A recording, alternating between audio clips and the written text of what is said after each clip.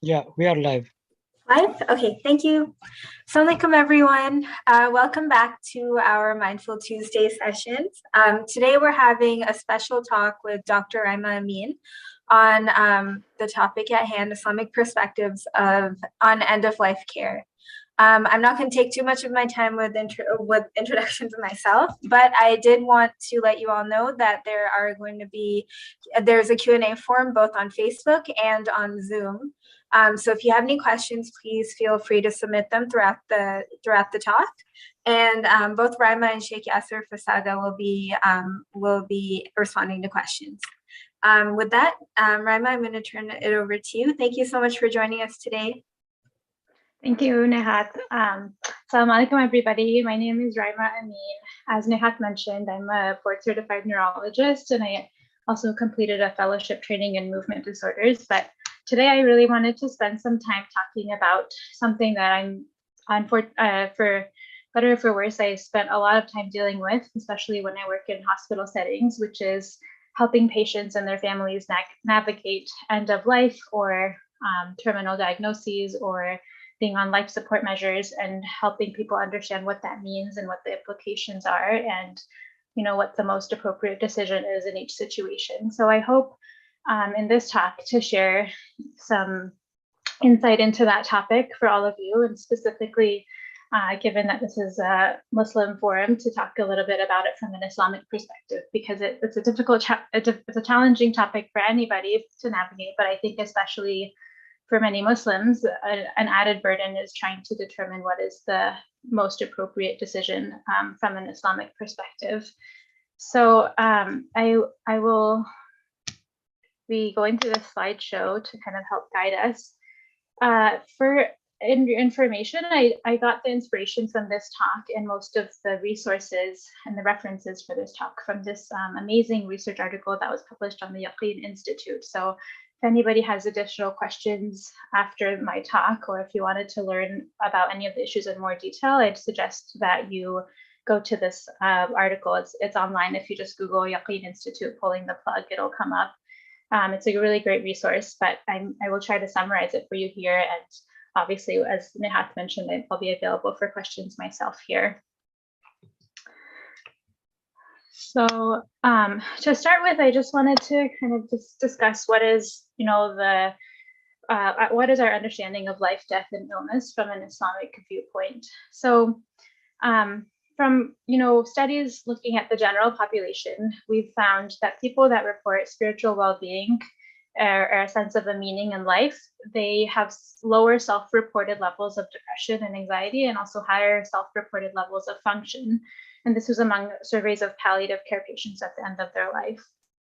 So obviously there's benefit to having kind of a spiritual well-being and having a sort of purpose in life.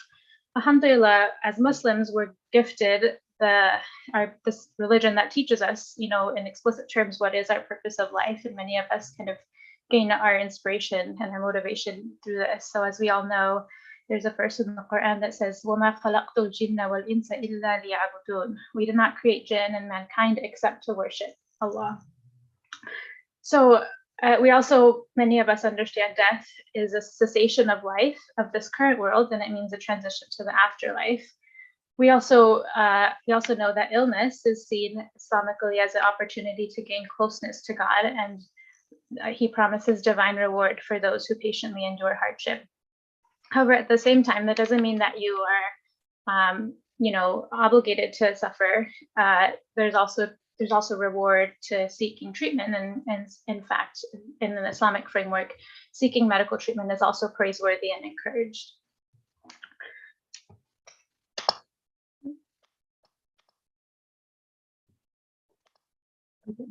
So I'll talk a little bit about the history of Islamic law in the context of medicine. So generally, when Muslim jurists are forming opinions about various issues, they typically derive their rulings from three main sources, which I have highlighted here. So one is one source on which there is unanimous agreement, and that is anything from the Quran or the Sunnah. The second is when there's a general agreement by the majority, and this means that there is ijma, which refers to the fact that there was unanimous agreement of the Muslim jurists following the death of the Prophet sallallahu alaihi wasallam on an issue. And then the third method of deriving rulings is analogical reasoning, which is where the jurists decide to use the Islamic ruling on an original case, on a new case on which the Islamic law is silent. So when coming up with rulings in regards to medical treatment, the jurists try to derive, their evidences from all three of these sources. But as you might imagine, our current day medical technologies and treatments are very, far advanced from what was available during the time of the Prophet sallallahu alaihi wasallam or immediately after. Therefore, the jurists now in present day currently rely a lot on, or mostly on, analogical reasoning, which is where they try to derive the ruling based on prior cases, because these current situations just simply weren't present in prior times. So after that, they typically different actions are classified, as we know, as either obligatory, prohibited, recommended, disliked, or permissible. And I will, throughout the rest of the talk, I will speak directly about different medical treatments and the rulings on those. Furthermore, he wanted to kind of remind us all that the objectives of Islamic law are 5, which are life, religion, lineage, intellect, and property. And of those 5, Islam typically puts more emphasis on life and religion over the other 3, if a choice needs to be made. So at the end of the day, Islamic law is always kind of trying to promote that preservation of life as one of its main goals. And so because of that, if needed, Islam also allows exceptions to many of the other rules. So for example, in a medical situation, if somebody is undergoing medical assessment or treatment, it is okay to make exceptions to the rules against physical touch between genders. You can make that exception because this medical assessment and the treatment is preserving human life, and that is of utmost importance. One of the Islamic legal maxims that these jurists often, use as a guide is that harm is to be eliminated. And again, there's variants of this. So for example, they will say that a greater harm is eliminated by means of a lesser harm, so that's acceptable, or a specific harm might be tolerated in order to prevent a more general one. So when talking about medical treatment in Islam, as I mentioned before, it's always been highly encouraged and praiseworthy, and there's many evidences of this in the Quran and the Sunnah. So, a well-known hadith is where one day a Bedouin asked the Prophet sallallahu alaihi wasallam, "Should we not treat sickness?" And he replied, "Treat sickness, for God has not created any disease except that He has also created its cure, except for one." And the people asked, "What is that one disease?" And he replied, "Aging." We also know another famous verse from the Quran where he says, وَمَنْ أَحْيَاهَا فَكَأَنَّمَا أَحْيَا النَّاسَ جَمِيعًا. If anyone saves a life, it's as if he saved the lives of all mankind. So, again, just reminding us that seeking medical treatment is praiseworthy because of the emphasis of preserving life. But of course, there's nuances. That's why I'm giving this talk. So in the context of end-of-life care and life support measures, seeking different types of medical treatment is actually classified into different categories, and it's very nuanced. It depends on the type of the illness, the patient, and also the anticipated effects of treatment in that individual. So when talking about life-sustaining measures, as I mentioned, when you think about the categories where jurists derive their evidences for rulings, analogical reasoning is used most heavily in this situation, just because these types of life support measures were not available in the time of the Prophet sallallahu alaihi wasallam. So this is why it's really important to understand the medical implications of this in order to understand what the Islamic legal rulings are. So I think what's most important is to realize that artificial nutrition and hydration obviously have clear benefits for certain patient populations. That's why we use them on such a regular basis. But for others, especially with people with a grim prognosis, it may not have as clear benefits. And none of these interventions are without risk. So that's something that we always need to keep in mind in weighing the risks and benefits. Another, I think, common or something that people commonly don't know, especially if they're not in the medical field, is that people that have specific disorders of consciousness, such as people that are in a vegetative state or comatose, they actually, as far as we understand their brain function, we do not think that they experience hunger or thirst just because of how limited their brain is functioning. So it's really not the same. So, deciding whether or not to artificially feed somebody in a comatose state is not the same but as deciding someone that is perfectly awake and alert, just because they do not, those comatose people don't feel the hunger and thirst that the way that you or I would. And that has a lot of implications when deciding what the best options are for that individual. As I mentioned, these interventions always have a lot of risk of complications. So in our current day, there are several Islamic legislative bodies who have formulated rulings on medical issues. The two main ones are the Islamic Fiqh Assembly of the Organization of the Islamic Conference, and then the Islamic Fiqh Assembly of the Muslim World League. Both of these groups are made up of senior scholars who meet periodically on issues that are currently facing Muslims around the world. And when discussing issues, medical issues, they do seek counsel from medical professionals to better understand the implications of each decision. So in general, as I mentioned, Islam, highly emphasizes the importance of preserving life. So as a result, the default ruling for medical treatment is that it is permissible. However, there's exceptions. So for example, if refraining from the medical treatment will lead to weakening of the body, then it is recommended. But if the treatment is thought to cause more harm or more complications than the illness itself, it is actually disliked.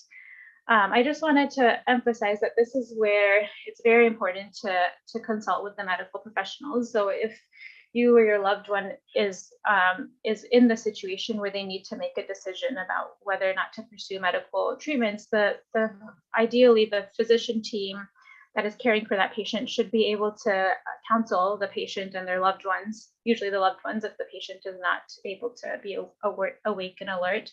They should counsel the family about what the risks and complications are of the treatment and what the anticipated benefits are in order to help them make that decision of what is appropriate. According to the Fiqh Assembly of the OIC, medical treatment is obligatory and if it meets one of three conditions. If refraining from it would lead to significant harm to the patient or his organs. And this is so important that they say that if it's an emergency, consent cannot be obtained, it's actually not necessary if it meets this criteria. If refraining from it would lead to long-term handicap, again, assuming that the complications do not outweigh the benefits, or if it's a communicable disease and if the patient's disease could be transmitted to others and thereby result in harm to the society if it was not treated. So I'll talk a little bit about life-sustaining measures and the implications of those. And I'll start by talking about artificial nutrition and hydration. So typically this is something that is offered when patients are, for whatever reason, either they have a brain injury that affected their ability to swallow, or they have a brain injury or that somehow affected their level of consciousness that they're not able to feed themselves by mouth, then there is an option of putting in a feeding tube that goes directly into the GI tract. Usually it's entered through the nose and it goes down to the stomach, or it could be entered through the mouth and go down to the stomach or the small intestine. So, and then through this tube, the patient is given like a formula of artificial nutrition and hydration and water. So obviously there's benefits to this. That's why we use this treatment. It can maintain physical and immune mediated barriers, and it can decrease the risks of infection by kind of bolstering those immune systems. However, it also has a risk of complications. Entering the tube into the system has a risk of infection in itself. So that's something that needs to be weighed against the benefits. In general, the jurists say that it's permissible or recommended to use this type of artificial feeding if you're feeding somebody with a good prognosis, meaning that it's expected to be a short-term thing and then the patient is expected to recover and eventually be able to feed by mouth normally. And because in that situation, it would avoid the harms of starvation. but it's disliked if the patient has a grim prognosis or an incurable disease and is at the end of life. Then in those situations especially, it's more likely that the risk of complications in that patient would outweigh any potential benefit. So where this gets a little bit more complicated is the discussion of what to do when a person already has a feeding tube. Is it okay to withdraw that feeding tube? And if so, when is that okay, or is it not okay? So there is a difference of opinion on this issue. So I just spoke earlier about the decision to initiate feeding, but this is the decision to maintain it. So there's one school of thought by the Muslim jurists who believe that distribution of nutrients through a tube that's already in place, because the tube was already passed earlier, it's not perceived as an invasive procedure any longer, and therefore continuing nutrition through that tube is just equivalent to simple feeding. So it's not prohibited to withdraw that, because that would be equivalent to starving the patient. However, there's another group that argues that no, the contents of that nutrition is not ordinary food. As I mentioned, it's a laboratory derived formula that's usually very much customized to that patient's needs based on their electrolytes, their calorie needs, etc. It's not at all consistent with what normally people would eat. And so because of that, because of the fact that it's not normal food, it equates it to medical treatment. And so by that opinion, it is permissible to withdraw in a particular patient if that person has little hopes of recovery. It would be like withdrawing a medical treatment rather than withdrawing simple normal feeding, as in the first school of thought. So I just wanted to mention this to point out that from an Islamic jurist perspective, the decision to withdraw an intervention can be more problematic than to initiate it, which hopefully will just, I wanted to mention that just to emphasize the importance of the initial decision of whether or not to initiate it. Of course, there's a lot of things that happen in medical care that are not predictable. People's prognosis can change, and obviously that would change the decisions completely. But, ideally before any kind of artificial nutrition or any kind of artificial interventions are placed, people should have a very long and thorough discussion with their medical team, especially the doctor, to explain the risks and benefits, to explain the prognosis of that patient in order to decide if it's the appropriate choice given the knowledge that we have. Palliative care. So I wanted to spend a little bit of time kind of talking about the value of palliative care in this situation. So we understand that Islamically, it's not appropriate to take one's own life in the hopes of preventing suffering, because, as I said, we believe that Islam values the preservation of life, and Muslims believe in a fixed life term that's preordained by God. We know in the Quran that Allah says, وَلَا تَقْتُلُوا أَنفُسَكُمْ إِنَّ اللَّهَ كَانَ بِكُمْ رَحِيمًا. Do not kill yourselves or one another. Indeed, God is all merciful, ever merciful. So what do we do when suicide and euthanasia is not an option? Well, palliative care is the best option we have, and it's a very effective option we have to help those patients who have a grim prognosis, who are not appropriate for aggressive interventions because they don't have a good likelihood of having a good outcome from those, and they're having a lot of suffering or painful side effects from their current treatments. So palliative care is a team of medical providers who are specifically trained in addressing these kinds of uncomfortable symptoms, with the goal of just alleviating suffering and providing comfort. The goal is not to cure in this situation. The goal is just to make that end of life period the most comfortable possible. So they have strategies to tackle pain, respiratory distress, or mood symptoms depending on the patient. And I think it's imperative that we know about this as an option, because it can be incredibly beneficial when people are at the end of their life. So according to Islamic jurists, the life is a combination of input and output, which I tried to show through this graphic here. So the input are a combination of awareness of yourself, awareness of your environment, and perception of ideas. And then the output is purposeful action or communication, i.e. a person's own will.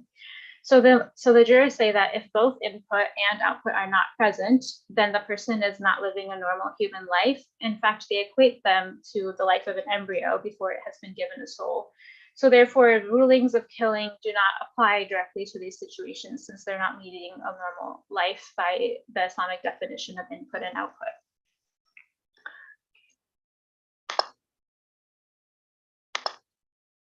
Okay, so what does that mean when people are suffering from disorders of consciousness?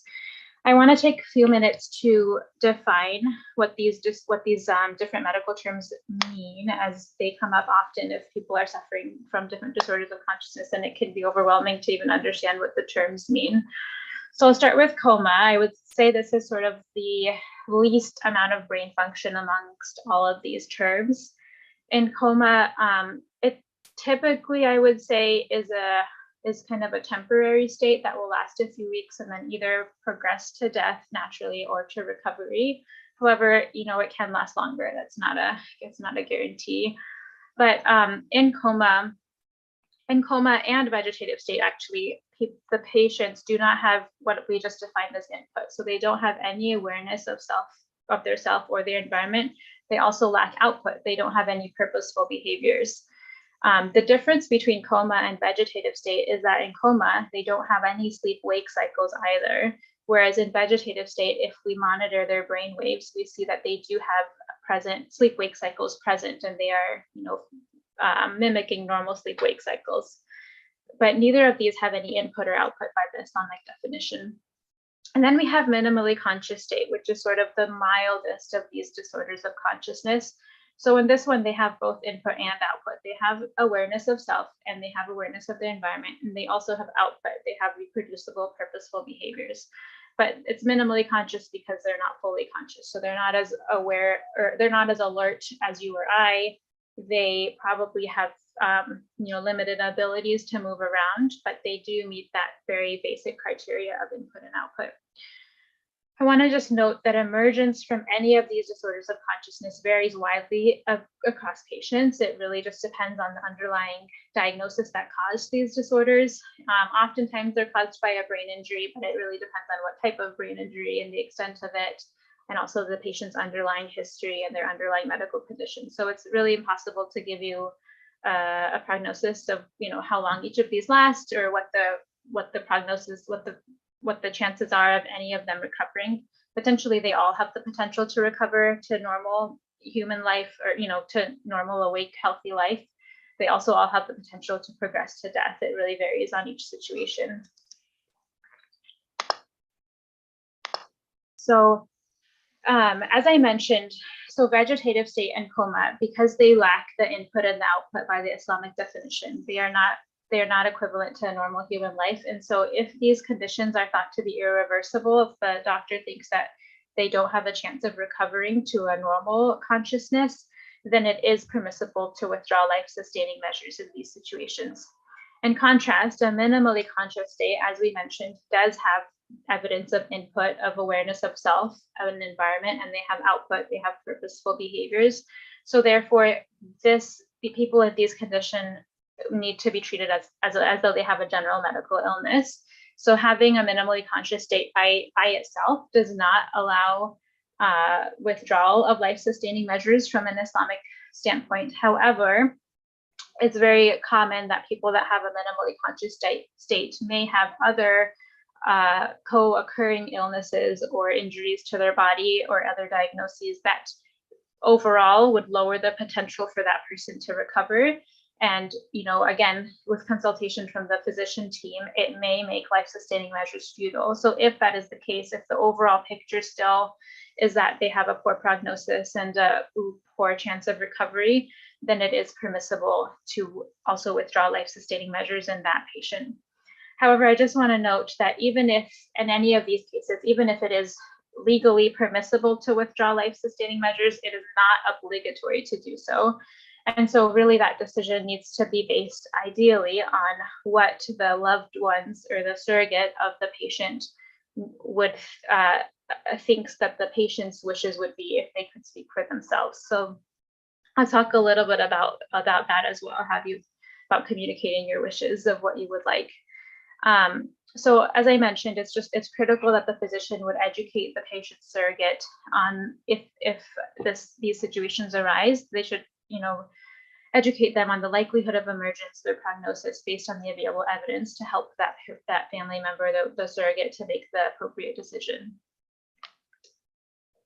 Brain death is another big issue that often arises when people suffer serious neurological injury, and often a place where obviously neurologists become involved in these cases. So according to the American Academy of Neurology, diagnosing brain death actually requires 2 separate neurological exams performed by 2 separate trained physicians. Usually they're neurologists, they can also be ICU physicians.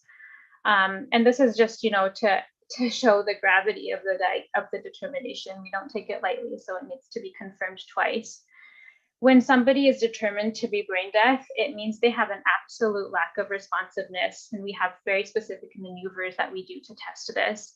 They also have an absence of brainstem reflexes, which means that their brainstem is located in the back of your brain, and it controls basically the most critical nerves that control your drive to breathe, your ability to speak or swallow, your eyes, your ears, all the critical functions that are necessary for a person to be alive. So it requires that all of those are absent, and as I mentioned, an absence of respiratory drive, meaning that they wouldn't be able to breathe independently. They don't have that, their brain isn't telling them to breathe. So in certain situations, there are certain types of ancillary tests like imaging or EEG, where they look at the electrical waves to help confirm the diagnosis, but in many situations, it's actually not required if they're able to get a good neurological examination. So I wanted to mention that brain death, as I mentioned, it means that they have an absence of respiratory drive, but that doesn't mean that they cannot be kept breathing on a ventilator. So what happens often in these situations is somebody will suffer a severe neurological injury. They will be put on a ventilator to keep their lungs oxygenating, and they will appear to be breathing. Their heart also will often continue to beat in these situations because the heart is actually controlled by their own pacemakers that live in the heart. So the heartbeat is not controlled by the brain.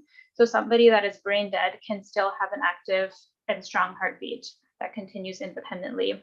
And even though they don't have any initiative to breathe, the ventilator can force, artificially mimic breathing and oxygenate their body indefinitely.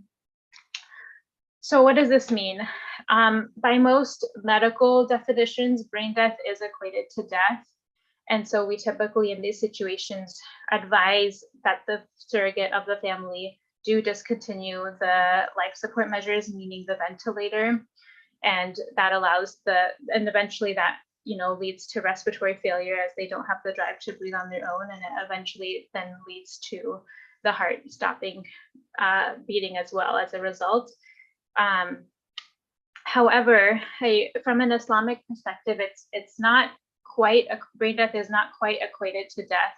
So I just wanted to share the ruling by the Fiqh Assembly of the Muslim World League. They say that brain death is not equivalent to the Islamic legal definition of death. However, if somebody is declared brain dead and they don't have any, by the doctor's best knowledge, they don't have any chance of recovery from that, then it is allowed to disconnect the life support measures, usually the ventilator being the main one. And then when that happens, then this allows the heart and the respirations to naturally stop on their own. And when the heartbeat and the respiration stop on their own, that is when they meet the legal Islamic criteria of death. So I'll say that again. According to this Fiqh Assembly of the Muslim World League, if somebody is brain dead, it is permissible to disconnect the ventilator to allow their heart and lungs to stop beating, and their respirations to stop naturally and progress to an Islamic death where everything is then stopped. So next, hopefully that was a little bit helpful in kind of enlightening you on the definitions of all these medical terms and what the Islamic rulings are. I wanted to spend a little bit of time talking about advanced directives because when we think about end of life and making these difficult decisions, oftentimes because the patient is in such a critical condition, they're not able to even speak for themselves, especially if they have disorders of consciousness. So it's usually ends up being on the proxy, the patient's family members or their surrogate to make decisions for them. And it can be, as you might imagine, emotional and very burdensome, just, responsibility. So this is where advanced directives can be very helpful. Advanced directives are essentially a document that is drafted by the person when they're of sound mind. So, usually before they've fallen into this critical illness, and it's a document where they can state their wishes should he or she be afflicted with a critical illness or incapacity. This is very helpful, as you might imagine, because when family members are in the moment of their loved ones, suddenly being in this very critical state, and they're asked to make a decision about what to do about these very invasive life support measures, it's incredibly emotionally challenging to decide what the best situation is, and especially when their medical history is complicated. So having this document done beforehand can really ease decision making on the family and make it less emotionally burdensome, ideally. So this advanced directives document usually contains something called the DNR, or the Do Not Resuscitate order, as an option, which essentially would communicate whether or not that person wants to have CPR should their heart stop beating. And this is a nuanced discussion. When somebody is drafting advanced directives, they ideally should discuss with their primary care physician or a medical provider who knows them well to help them decide what would be the most appropriate directives to write in their situation, because the decision of whether or not to do CPR should vary on each patient's individual condition. So for example, if someone is young and healthy, but they suddenly have a cardiac arrest and their heart stops beating, but they previously had no history of any other diseases, they probably have a high likelihood of recovery. And so CPR should be offered to them because it would probably help them recover back to normal, in the best of circumstances. However, in other patients, if they're older, if they have a lot of underlying conditions, if they've had multiple other serious illnesses in the past, CPR may not be a good idea. It might help their heart beating temporarily, but ultimately might lead to more complications and more suffering, and may not really extend their life in any meaningful way. To give you a sense of this, they've done studies on trying to determine how beneficial CPR is in different situations. In one study looking at people older than age 65 who had CPR in the hospital, they found only 18% of them survived to hospital discharge. And then another study looking at people that had CPR in the field, meaning by paramedics before going to the hospital, only 2 to 5% of adults had good functional outcomes a month afterwards. These aren't blanket statements. It doesn't mean that if you're 65, you should never get CPR. As I mentioned, it really depends on your unique situation. So these are just examples to show you that it's a nuanced discussion, and something that you should ideally think about before someone else has to make that decision for you. All right, thanks for sticking with me. I will briefly kind of summarize the main points here, and then I'll open it up. So in summary, the decision to initiate life-sustaining measures varies from obligatory to disliked depending on the specific situation, meaning depending on the patient's diagnosis and their prognosis in any specific situation. However, the decision to withdraw such interventions can be more difficult to justify Islamically. I gave you that example of the feeding tube. So in some opinions, withdrawing it is not allowed in certain situations if it's considered normal feeding. So it sort of emphasizes the need to really be thoughtful when you're first deciding to initiate these life-sustaining measures in the first place. And it should involve a long conversation with the physician team to discuss the prognosis. Patients with altered levels of consciousness, we talked about the definitions of comatose, vegetative state, and minimally conscious state. Patients with altered levels of consciousness, if they are devoid of input and output, meaning they don't have any awareness of their self or their environment, and they don't have any purposeful behaviors, and if the condition is deemed irreversible by the medical team, then it is permissible to withdraw them from these life-sustaining interventions. Again, just because it's permissible doesn't mean it's obligatory. So again, that decision depends on what the patient's wishes would have been, which they could have documented in an advance directive.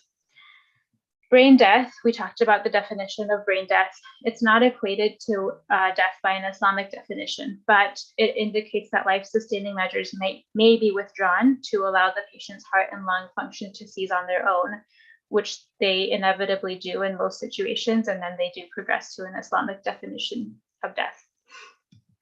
Palliative care interventions are important options for people that are at the terminal state of their illness. People that don't have, unfortunately, any available treatments that would be expected to cure their disease. Palliative care can focus on alleviating suffering, tackling pain, mood symptoms, or other discomfort from their illness. The physician's role in explaining the patient's prognosis and benefits and the harms of specific interventions is critical to allow the patient, usually their proxy or surrogate, to make the best decisions in accordance with their Islamic beliefs and ideally the patient's previously established wishes as well. Thank you.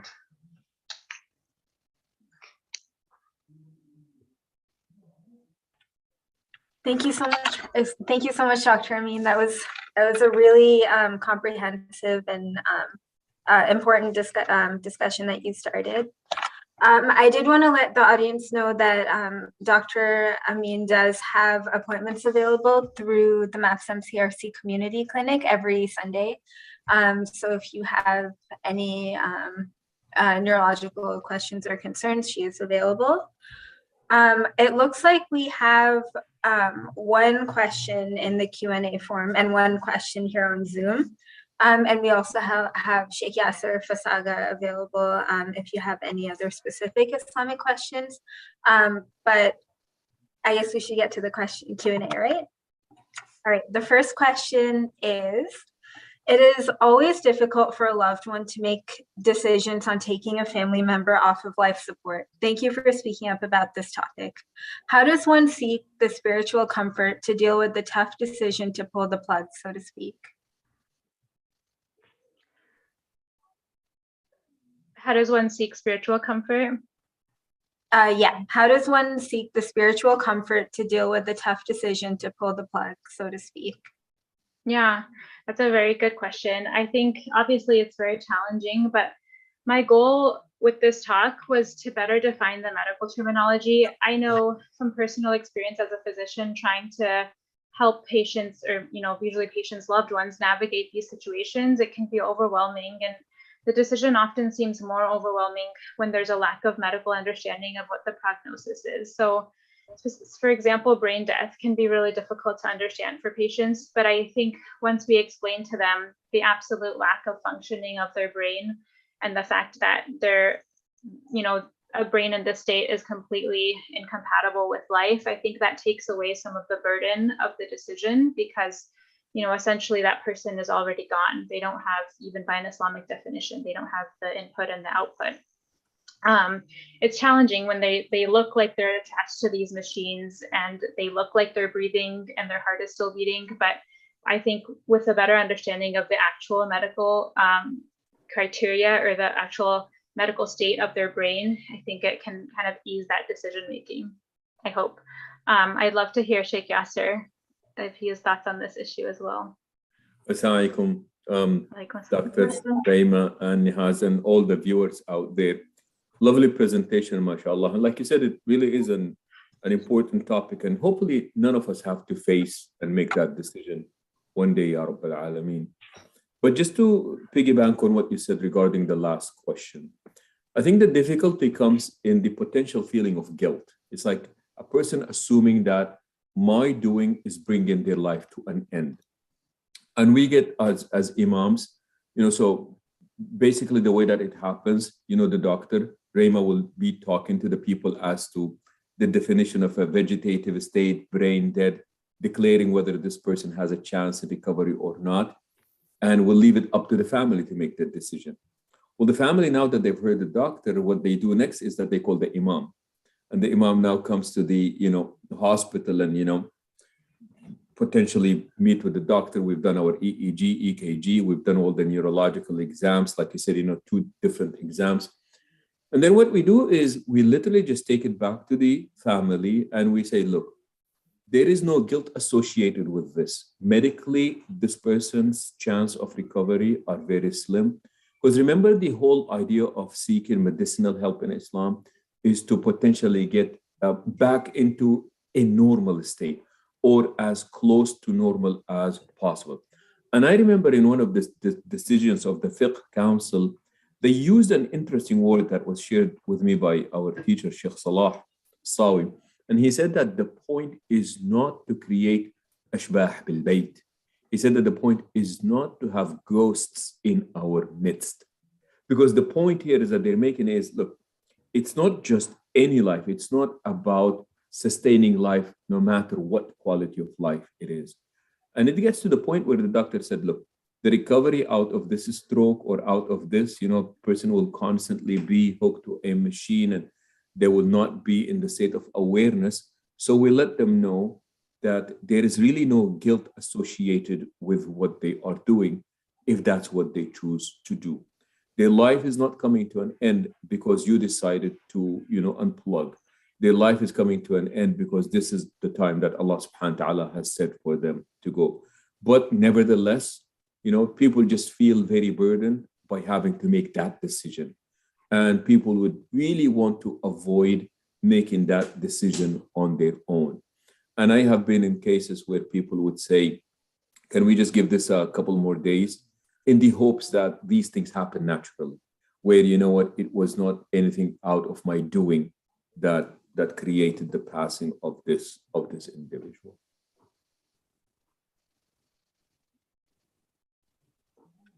Thank you. That actually looks like that's the only question. The other question we had was whether you could go back to your summary slide. Oh, sure. But other than that, I don't think there are other questions.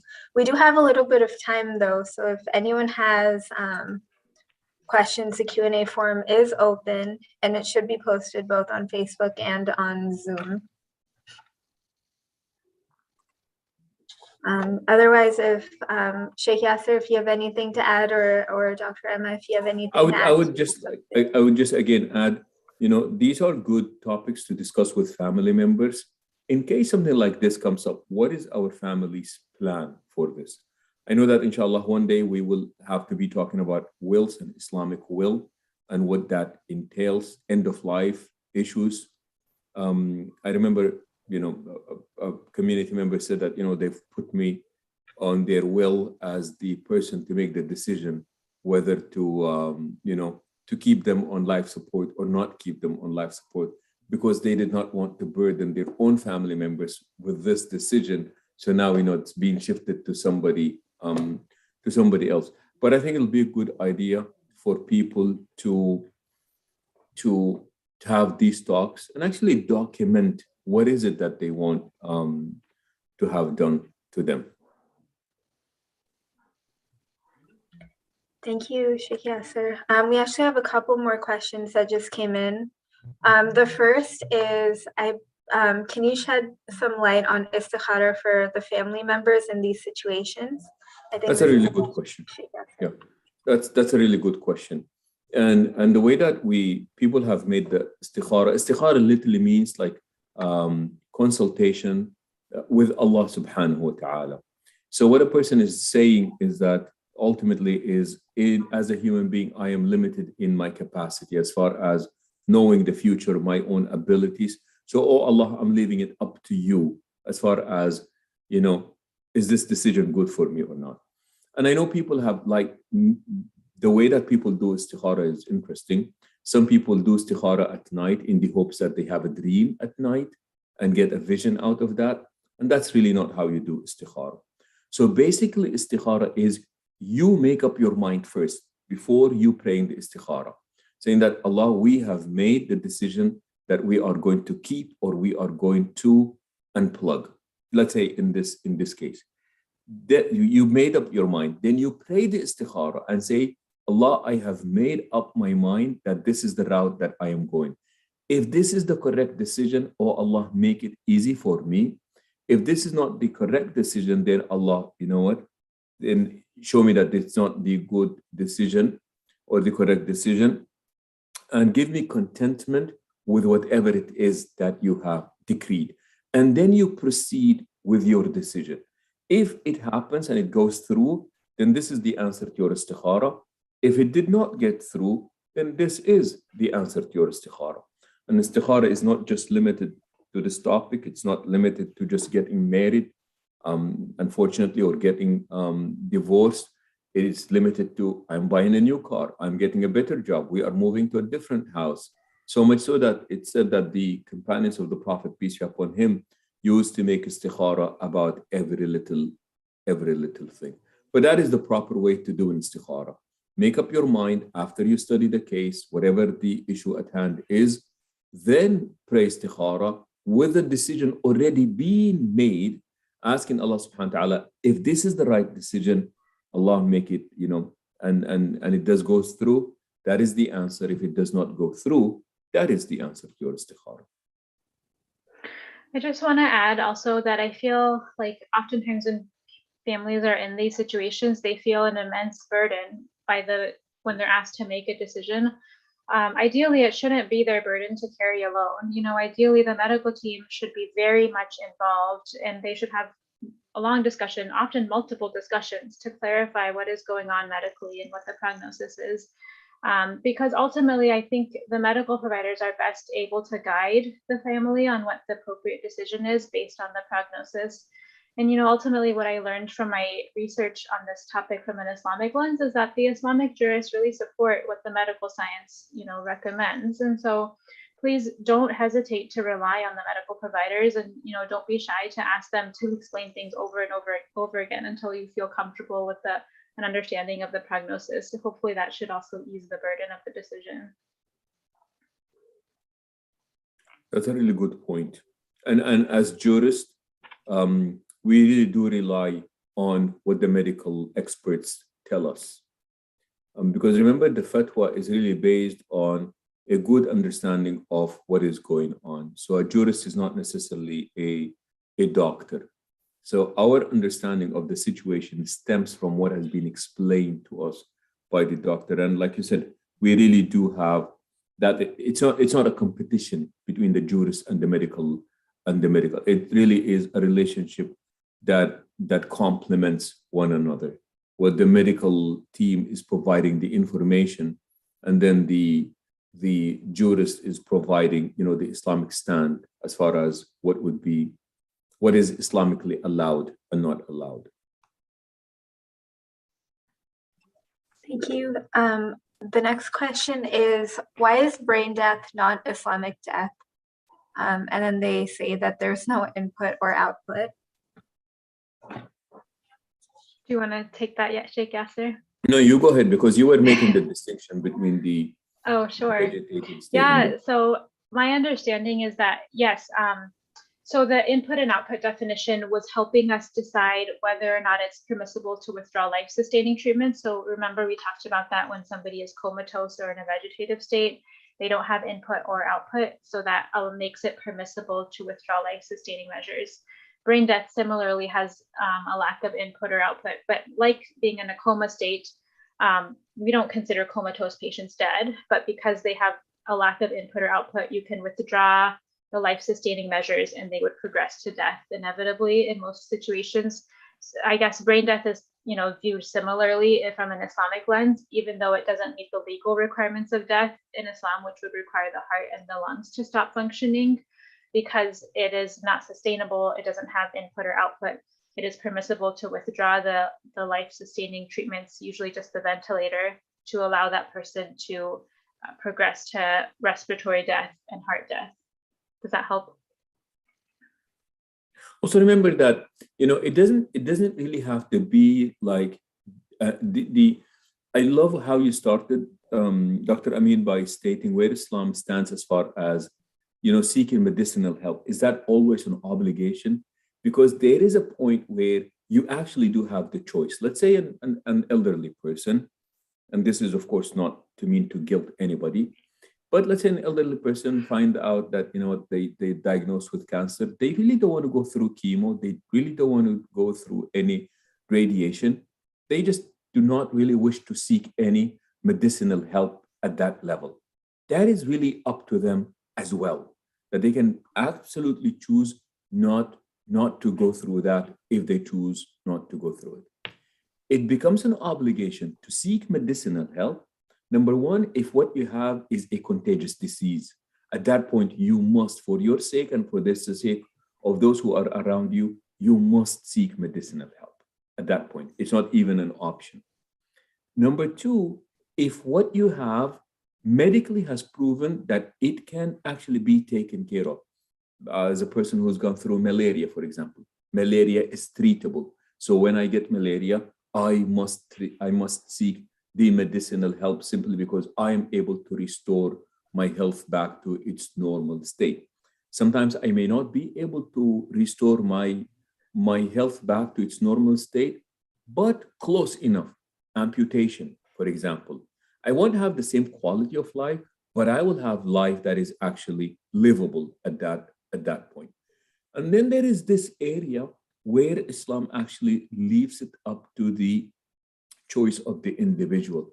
If this is something that they want to do or something that they don't want to do. And remember, this is always changing because of the advancement that we are making in medicine. So there are certain things that, 50 years ago, people would not even consider, but nowadays it's just really becoming easier to do in the medical field. So do not think of this as like, absolutely towards the very end of life, this is the person who is on a machine and so on. Thank you, Sheikh Yasser. Actually, there was a question here that I think is relevant to the last few points that you made. And it's asking, are you able to comment on vaccines? Vaccines prevent a disease that can cause harm or death. So does Islam unanimously support all vaccines regardless of potentially haram ingredients? Yeah, so I can talk about COVID because there was a fatwa given by AMJA, Assembly of Muslim Jurists in America, regarding this. So within AMJA, and this is why I absolutely love AMJA, and please do visit their website, amjanet.net. AMJA is Assembly of Muslim Jurists in America. What AMJA does is that it has a group of Muslim jurists, and these are like all PhD holders in Islamic jurisprudence and principles of Islamic jurisprudence. And at the same time, it also has experts in different fields. So the experts consult with the jurist, and as a result, the fatwa is issued. So most of the medicine that we have out there, they all have side effects. But what happens is that you weigh the side effect and what the person is actually going through. And if the help that you get out of the medicine outweighs the potential side effects, then definitely they will say, you take the medicine, because at that point the side effects become negligent, or if they are at a negligible level.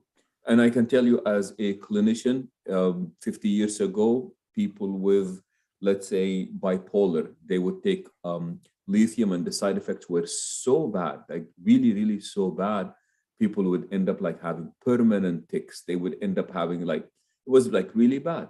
But as medicine has advanced in the field of pharmacology, the side effects started dwindling.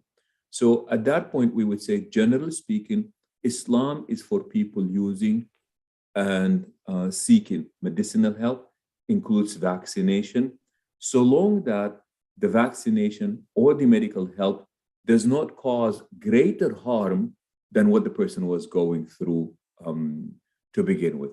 If that is the case, then Islam is all for people taking their vaccines. Thank you, Sheikh Yasser. The next question is, could you please re-emphasize the importance of Muslims having healthcare / advanced directives and last testaments and wills, especially to the extent it is or isn't a religious or spiritual duty? You go ahead and take that. I can't emphasize that enough. We already spent a lot of time talking about how burdensome and how, guilt-ridden these decisions may feel to the loved ones. Advanced directives are really designed to take away that burden, or, we can't really take it away in most cases, but greatly reduce the burden and the guilt associated with the disease, with the decision. So, there's many situations, this is why I gave this talk, there's many situations where doing everything, quote unquote, giving all the life support measures, available to human modern medicine are just not advisable, and they're not appropriate if a person has an incurable illness, if they've suffered devastating neurological injury that's not thought to be reversible. And so many of us kind of understand that on a rational level and would never, but when you're in that situation where you're having to make that formal decision for the case of your loved ones, it can be a huge burden to, come to that same rational conclusion. So having an advanced directive in place just ideally eases that decision. You can remind yourself, yes, we talked about this with my loved one. He said that if I was in this situation where I had an irreversible, severe neurological injury that I was never going to recover from, I don't want to be on life-sustaining measures indefinitely. And so the goal is just to kind of ease that burden to remind the patients, or remind the family of what the patient would have wanted if they could speak for themselves. So yes, it's important, I think, for everybody to have, but especially if people already have underlying conditions that make them at higher risk of a serious illness. But, and even healthy people, a lot of unexpected injuries occur. I've seen so many young patients that have suffered devastating neurological injuries. So I'd encourage anyone to have a conversation with your loved ones of what you would want in that situation. The advanced directives, there's many different forms, there's many different versions of it. It's not, it doesn't have to be like notarized or anything, but to have it in writing is just, a good reference. But at the very least, you should at least be having these conversations, verbally with your loved ones so that they would remember what your wishes are. Thank you. Actually, there's another question similar to that. Given that there are Islamic rulings that govern what choices can be specified, is there a standard or example of an Islamic living will that can guide one on how to create one? And then by creating, what choice to select on the living will and health directive? I have seen, sorry, No, go ahead. Let me answer. I have seen some of that. The problem with it, as I have been told by lawyers, is that they tend to be a little bit vague, and they really prefer that these wills give general guidelines, but they want you to tweak it to actually meet your own needs and your own situation. So I believe that ISNA did come up with one, and it's a rubric, but I would really ask people to meet with a lawyer to tweak it and make sure that it is, it does not put their loved ones at risk later on of losing taxes or any vagueness that would deem it to be legally not admissible. But if you do Google that, you will find people who have tried to do this before. Yes. Thank you. And then we're nearing the end. So I just wanted to, there's one last question. And it is the family's choice always supported by Washington state laws and guidelines? Yeah, I think I spent most of my time talking about, what to do in situations where the prognosis is grim or whether, the prognosis is thought to be irreversible. And so, yes, in these situations, if the medical providers are sort of recommending withdrawing life-sustaining measures, there's nothing in the Washington law that would oppose that. If you're asking about withdrawing life-sustaining measures in somebody that is has a minimally conscious state, for example, or has a good prognosis, that's definitely a different question. That would be more kind of consistent with euthanasia. And as you know, that's a different topic. It's not supported Islamically, but it's also not supported in many states. Thank you. I think we have neared the end of our presentation. I just wanted to thank you, Dr. Amin, for this incredibly important presentation. And you presented it so clearly and concisely. Just for everyone watching and for those of you who want to pass this information on to family or friends, this session has been recorded and it will be available on both YouTube and Facebook for you to send around as well. Thank you again, Dr. Amin, and thank you, Sheikh Yasser, for answering these questions. Again, a very, very important topic. Thank you all. Beautiful. And thank you all for watching. Take care. Assalamu alaikum. Assalamu alaikum. Thank you.